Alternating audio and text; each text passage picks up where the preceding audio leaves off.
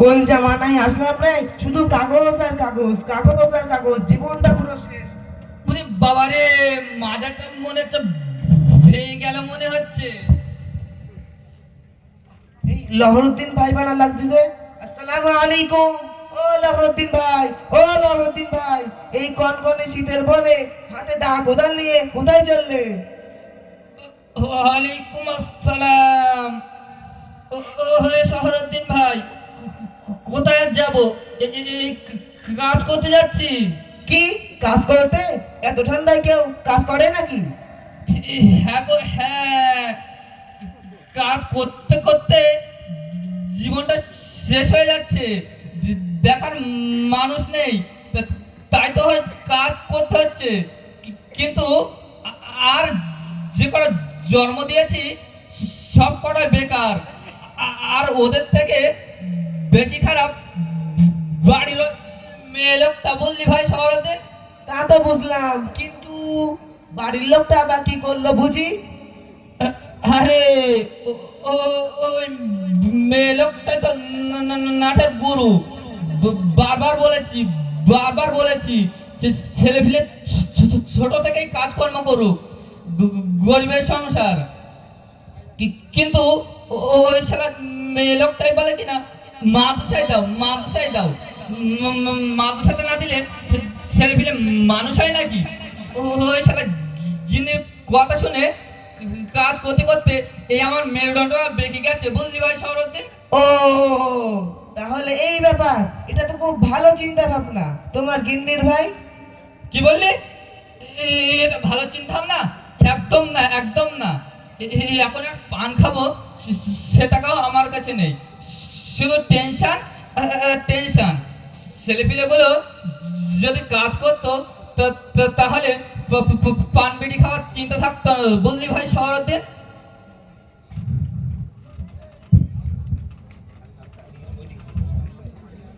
আসসালামু আলাইকুম। আবা, ও আবা, আবা গো। তোর ঘাড়ে একটা কোপ দেবো বলি। খুব লেগেছে।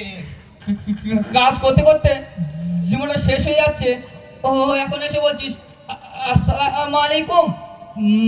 মাথাটা নষ্ট করে দিলি একেবারে। ও আবা, তুমি এত চিল্লাচ্ছ কেন বলো তো? ছেলের সাহস দেখো তো। ওই কথা একটু হিসেব করে বলার চেষ্টা করিস। চিল্লাম না কি করবো? তোর ওই পা দিয়ে পানি খাবো নাকি? না না, পা দিয়ে পানি খেতে হবে না। কি বলছি দয়া করে একটু শোনো আব্বা। ও আচ্ছা, ওয়ালাইকুম আসসালাম। কি বলছিস বল দেখি, তাড়াতাড়ি বল, হাতে সময় নেই। ও আব্বা, আজ আমার মাদ্রাসায় বাকরি দেবে। হুজুররা তোমাকে মাদ্রাসা যেতে বলেছে। এই কথা? যা আগে যা, যত সব আগডুম বাগডুম কথাবার্তারা।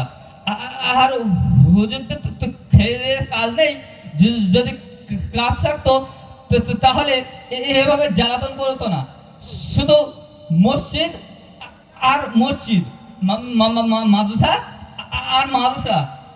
শালাদের তো খেটে খেতে হয় না, এই জন্য এত চুলকানি ওদের। তা ঠিক আছে, এখন যাবে কিনা তাই বলো। কি যে করি, এত কাজ দে। এই তাহলে কি যেতে হবে? হ্যাঁ আব্বা, তোমাকে যেতেই হবে। এ তো ভারী মুশকিলে পড়া গেল। এই তোর যেমন বারবার বললাম মাদ্রাসাটা যাস নে, ওই ইট ভাটা খেটে খা। আমার এই অভাবের সংসারে আমি একটু হোকো টোকো টানি। এই এই হোকো টানার টাকাটা কেড়ে দেবে? তো তোদের জন্ম দিয়ে যদি আমার একটা উপকার না হয় তাহলে এ কাজ কারা করবে?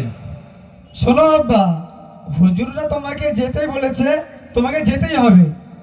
শোন ছেলে, তুই যা, তোর পাগলি তুই নিগে। না আব্বা, তোমাকে যেতেই হবে। এই শোন বলছি, শোন, তুই যা বাবা যা, মাদ্রাসায় গিয়ে পাগড়িটা নিয়ে আয়। আর তোর জীবদ্দশায় জানো ওই মাদ্রাসায় পা দেওয়ার নাম করবি না, এই বলে দিলাম। তা ঠিক আছে আব্বা, তোমার আর যেতে হবে না, আমি যাচ্ছি। যা বাবা যা, বেঁচে গেলাম। সেটা কত বড় বেয়াদব, ও সারা জীবনে জান্নাত পাবে ভাই, ও সারা জাহান নামে যাবে, আমাকেও জাহান নামে নিয়ে যাবে। আব্বা, ও আব্বা, আব্বা গো। ছেলের জন্য বাড়ি ওই মেয়ে লোকটা তালাক দিয়ে দেওয়া মনে হচ্ছে। আসসালামু আলাইকুম আঙ্কেল, ভালো আছেন?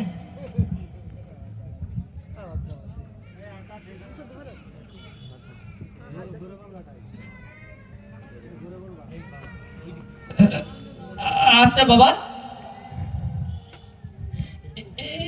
এই ও অপরিচিত মানুষগুলো কারা? আব্বা, ইনি হচ্ছেন আমাদের কাকড়াসুতি মাদ্রাসার প্রধান শিক্ষক, আর ইনি হচ্ছেন হুজুর।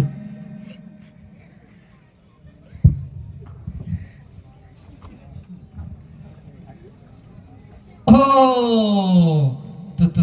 তাহলে আসল নাটের গুরু আপনারাই, আর আপনারা এই ছেলেপিলেগুলো সমাজে নষ্ট করছো। তা না হলে সংসারে এত দুর্গতি আসে কমতে। এরা যদি এই মাদ্রাসায় নিয়ে গিয়ে ইট ভাটাই খেটে খায়, আমাদের টাকা হয়, হতো না ভাই? আসসালামু আলাইকুম চাচাজি, ভালো আছেন? ওয়ালাইকুম আসসালাম। ভালো আছি বাবা, ভালো ভালো। বাবা আমি বলছি কি না, আমার এই ছেলেকে আর লেখাপড়া করাবেন না। ও যদি মাদ্রাসায় না গিয়ে ওই ইটভাটায় খেটে খায়, আমার সংসারে বড় উপকার হয়, বুঝলে ভাই? চাচাজি চাচাজি, এ আপনি কেমন কথা বলছেন? আপনার ছেলে তো সিদ্দিকিয়া মাদ্রাসা থেকে এবছর হিফজ কমপ্লিট করেছে এবং আর কিছুক্ষণ পরে তার মাথায় পাগড়ি পরানো হবে। সে আপনার মুখ উজ্জ্বল করেছে এবং আমাদেরও মুখ উজ্জ্বল করছে। ও তাই নাকি? শালা এক চড়ে সব দাগ ফেলে দেওয়া দরকার। এই এই তোর হাফেজাদা কে বলেছে? বল বল শালা বল, তোর হাফেজাদা কে বলেছে? চাচাজি চাচাজি, আসলে আপনি হয়তো ব্যাপারটা বুঝতে পারছেন না। আপনার ছেলে পবিত্র আল কোরআন শুরু থেকে শেষ অবধি সব মুখস্থ করে ফেলেছে। ও এই ব্যাপার?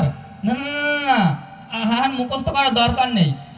আর আপনারা এই ছেলেটার ভবিষ্যৎটা অন্ধকারে ঠেলে দিলে বাবা। জানেন বাবা, ওর একটা কাজ করতে বলে শুধু বলে আমার পড়া আছে, আমার পড়া আছে। কাজের নাম শুনলে মাথায় গিয়ে সারাদিন বসে থাকে। ও শালা খাবে কি করে? চাচাজি চাচাজি, অনেক হয়েছে, আরও তো বকতে হবে না। আপনি তো কিছুই জানেন না, আপনার ছেলে এই প্রতিষ্ঠানে সেরা হয়েছে, তার জন্য আমরা আপনার ছেলেকে পুরস্কার করতে এসেছি। ও তাই নাকি? কই দেখি দেখি পুরস্কারটা দেখি। হ্যাঁ হ্যাঁ, দেখুন দেখুন।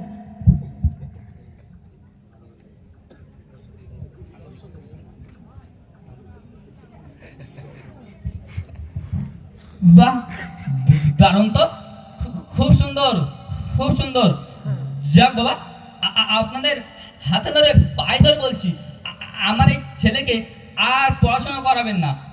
আল্লাহর কিরে করে বলছি, আর পড়াবেন না। চাচাজি চাচাজি, এখন আপনি ভুল বকছেন।